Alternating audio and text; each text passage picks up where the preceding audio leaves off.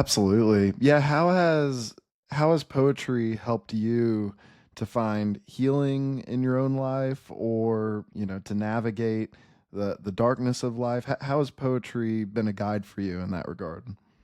Well, I think one of the reasons poets like to write, and I think everybody should write poetry, by the way. I give my students the choice at the end of the semester to write a research paper or to write a series of 14 sonnets. They've never written sonnets before, and a lot of them take up the offer because they think, well, I can. That's a lot easier than writing a paper, right? That's only 196 lines of poetry instead of a 14-page paper, right? And of course, they very quickly find out that it's not easier; it's harder. But they also fall in love with the process of writing, because especially writing in form. There's a lot of the stuff in the universe that we can't control, but I can control what's going on in these 14 lines. I can control the Yeah. rhymes, I can control the cadence, I can control the story that I'm telling. And that is very empowering. And it's also very healing, because obviously expression is a form of being able to, people who do therapy know this. It's a way of trying to heal whatever suffering and sorrow you might be having.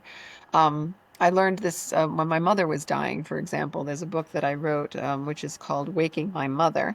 And this is actually a picture of her on the cover when she was about 7 years old.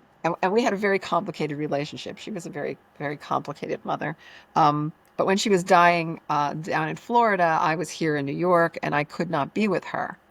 There were a couple of big snowstorms. I couldn't get a flight out, and she was undergoing surgery, and I didn't know what to do. My sisters were down there with her, my brothers, but I was here.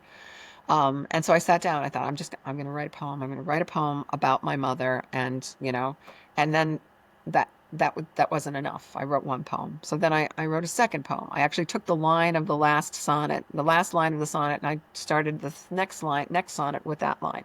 And then I wrote Hmm. and then I took the last line of that one and I wrote another one.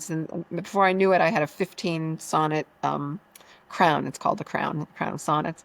And I had no idea what I was going to say in that. The story just sort of poured out of me and gave me an opportunity to think about things I had not thought about for a long time. And it was pulled out of me by the form, by writing these lines one after another, by finding the right rhymes, by finding the right cadences. Um, and a sonnet, I love sonnets. The sonetti means a little song, and these are actually little pieces of music. They're meant to be performed. They're meant to be read out loud, not to be read silently. And so there's that relief that we get from music when we write poetry as well, that I think is again very healing and very sacramental, as Saint Augustine says.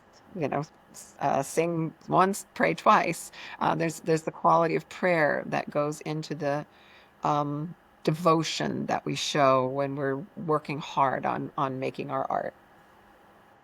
Yeah, yeah, and I love that. I mean, this is certainly true in memoir and any storytelling as well, but particularly with poetry, I love that as you're writing it, you usually don't know where it's going.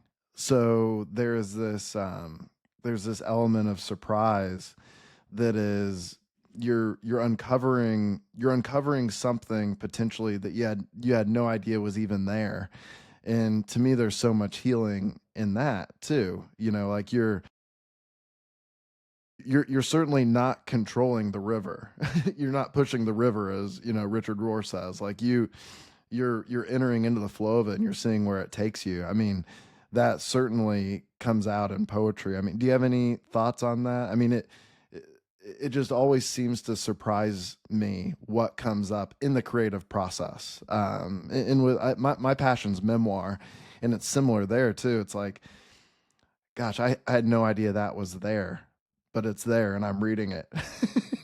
Yeah, You no, know? it's true. It's a process of discovery, and it's an act of faith, really. You turn yourself over to the Yes. process. And Czesław Miłosz has a wonderful poem, the great Nobel Prize winning Polish Catholic poet, called Ars Poetica, in which he says, sometimes when he says it much better than this, but I'm paraphrasing. Sometimes when you write, you a tiger has sprung out of you and it stands there in the light lashing its tail. Like, where did that come from? So writing Wow. poetry can be a terrifying experience because you say things sometimes that you didn't know that you thought, and you might not even want other people to read it. But you have to have faith in the process. And as Pope Francis says, in his letter that he read to us, you have to have faith in the imagination. He uses the word the superabundance and overflowing, and you have to be able to pursue that superabundance, because if you hold back, you're missing it. You're missing the fire. You're missing the divine that is, because the divine is super abundant, and the imagination is a channeling of the divine. So I love Milos's statement on this. I also love Frost, who's no Catholic, but he was a great poet, who said, no surprise in the reader. I'm sorry, no surprise in the writer, no surprise in the reader. No tears in Hmm. the writer, no tears in the reader. So unless you're surprised, you cannot expect your reader to be surprised by what comes out. So you have to be just faithful to this impulse that you have, this imaginative impulse when you write.